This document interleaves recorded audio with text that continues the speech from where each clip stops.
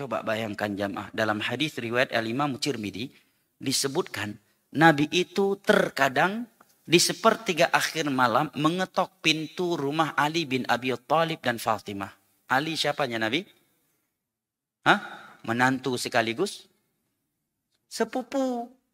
Kan ayahnya Ali dengan ayahnya Nabi adik abang. Sekaligus juga apa? Sepupu, menantu sekaligus anak asuhnya Nabi. Karena Ali diambil semenjak kecil oleh Nabi. Karena saat itu ekonomi Abu Talib sedang terganggu. Sedangkan dia punya tanggung jawab yang banyak. Dia punya anak-anak kandung dan punya anak-anak asuh. Maka Nabi untuk meringankan Abu Talib mengambil Ali bin Abi Talib. Sedangkan Abbas mengambil Ja'far, abangnya Ali. Kedekatan yang luar biasa dengan Nabi. Nah, di sepertiga akhir malam, Nabi mengetok pintu mereka, membangunkan mereka sholat tahajud. Ketika rumah Ali diketok oleh Nabi, membangunkan beliau untuk sholat tahajud. Ali menjawab, ya Rasulullah, laysat arwahuna biyadillah insya'i qadha wa insya'alal nastaiqidh. Ya Rasulullah, bukankah nyawa kita itu di tangan Allah? Kalau Allah berkehendak, kami akan bangun. Kalau Allah berkehendak tidak bangun, ya kami tetap tidur. Kata Ali. Nabi tidak membalas jawab ucapan Ali ini kecuali dengan satu ayat dari surat Al-Kahfi yang beliau baca membungkam Ali dan membuat Ali benar-benar terkesan dan sampai beliau sendiri meriwayatkan hadis ini. Beliau cuma membaca ayat Allah wa kanal insanu aktsara syai'in jadala. Memang tabiat manusia itu suka berdebat. Langsung pulang Nabi. Apa pelajaran yang bisa kita ambil dari situ kata para ulama? Kedekatan Nabi dengan anak-anaknya. Sampai-sampai ketika mereka udah punya suami, udah punya anak, Nabi masih berani membangun anak perempuannya untuk sholat tahajud. Siapa hari ini berani seperti itu? Hah? Begitu anaknya udah nikah, udah segan dia. Mau ke rumah anaknya aja udah segan. Apalagi ketok pintu rumah anaknya di sepertiga akhir malam dengan menantunya. Suruh sholat malam. Ada yang berani? Ada yang berani. Bahkan hari ini mertua ya, dengan menantu masuk pintu depan, mertua keluar dari pintu belakang.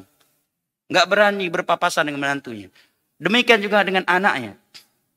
Ya. Pergi ke masjid, ya, tidak mau sama-sama, walaupun pergi berbarengan. Yang ini pergi sendiri, seanak pergi. Nggak biasa dengan dekat semenjak kecilnya. Bagaimana akan bisa dekat semenjak ketika mereka sudah tua? Bayangkan lu, Fatimah udah jadi ibu rumah tangga. Punya suami dan udah punya anak. Nabi masih berani membangunkan beliau untuk sholat tahajud di sepertiga akhir malam. Kalau nggak ada kedekatan dari semenjak kecilnya, mungkin itu bisa dilakukan? Tak mungkin. Bahkan dalam beberapa riwayat disebutkan Nabi masuk ke kamar tidur Fatimah. Tidur di paha Fatimah. Dan kaki beliau letakkan di atas Ali bin Abi Thalib. Kalau nggak dekat semenjak kecil seperti itu, masih bisa berani akrab dengan anak perempuan yang udah punya suami, udah punya anak seperti itu. Mau pinjam uang aja udah nggak berani terkadang. Kalau anaknya udah nggak serumah sama kita, ya kan? Mau pinjam uang nih. Sebulan kita pertimbangkan, pinjam nggak? Sebulan kita pertimbangkan, baru berani minjam.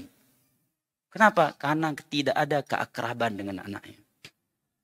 Nah, lihat Nabi kita. Bayangkan sepertiga akhir malam loh. Berani mengetok pintu putrinya yang udah punya suami, udah punya anak. Udah menjadi ibu rumah tangga. Dibangunin untuk sholat tahajud. Kata para ulama, ini menunjukkan ada ikatan batin yang luar biasa antara seorang ayah dengan anaknya.